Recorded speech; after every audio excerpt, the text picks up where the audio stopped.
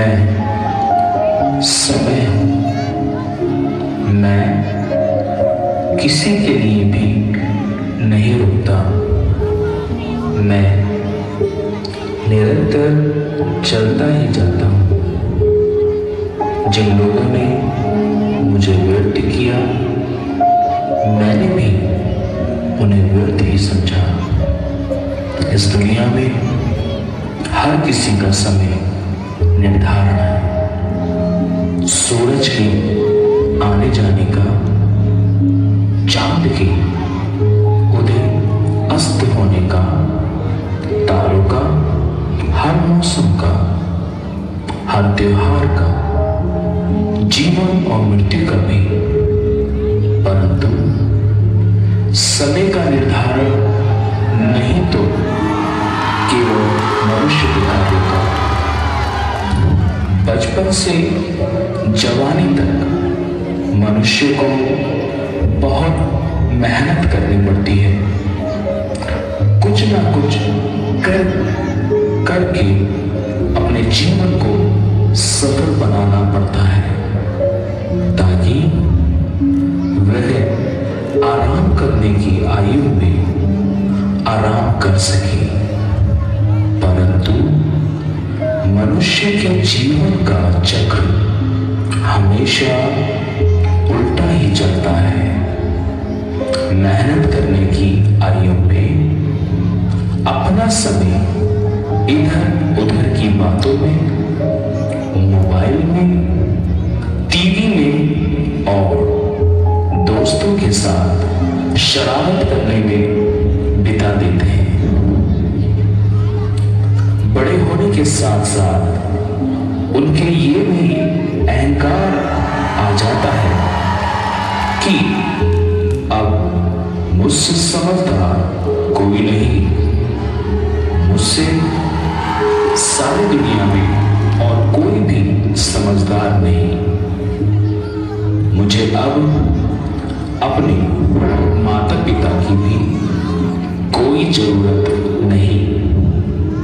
वह केवल मुझे पैसे देने की मशीन है, उसके अलावा कुछ भी नहीं। परंतु समय बीतता जाता है। मनुष्य का कीमती जीवन केवल अहंकार में ही निकल जाता है।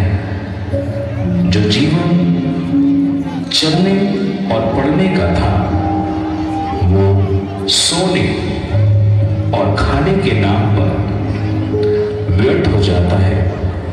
परंतु आगे आगे क्या?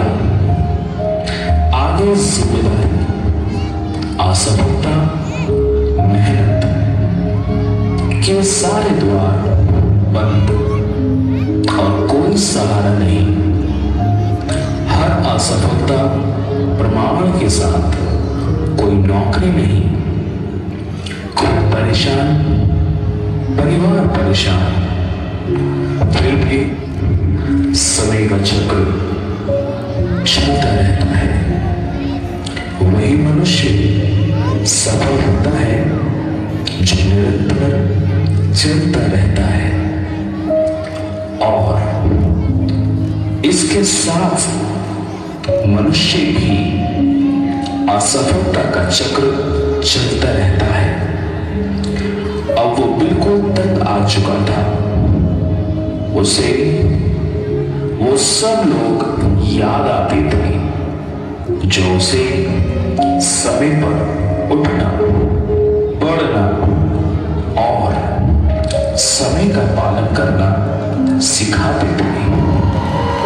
परंतु अब कुछ नहीं था, सिर्फ रोने के लिए।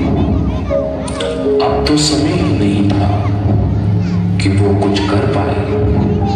तंग आकर उसने छोटे छोटे काम करना शुरू कर दिए, जिसे वो कभी सोचता भी नहीं था।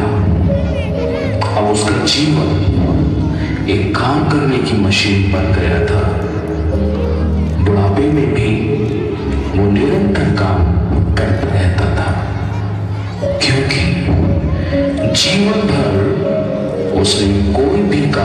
नहीं किया था।